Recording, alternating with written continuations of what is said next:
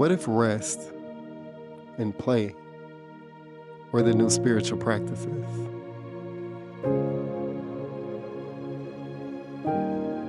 What if your softness is sacred? What if your laughter is a portal?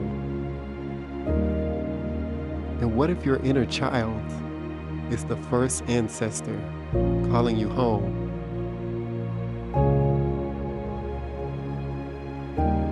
The one who's been waiting quietly, patiently, for you to finally put down the weight.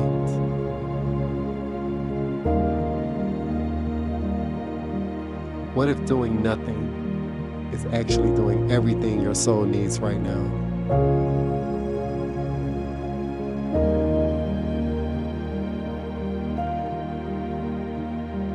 I used to think that healing had to hurt, that if I wasn't grinding, meditating, manifesting, cleansing, fixing, then I wasn't growing.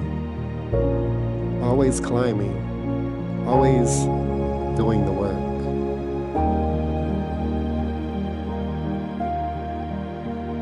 Even when I was resting, my mind was running, trying to earn peace, trying to be more light, less shadow, more energy, less tired.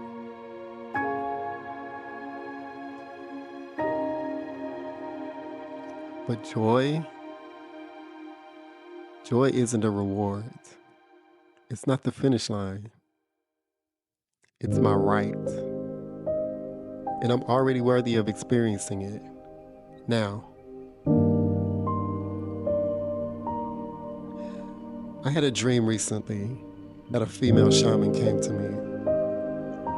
She looked at me and said, "You need to rest.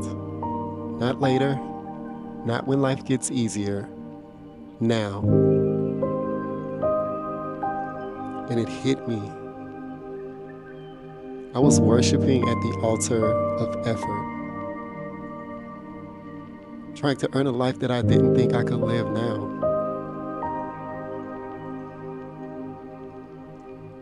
So I asked myself, what if play is holy?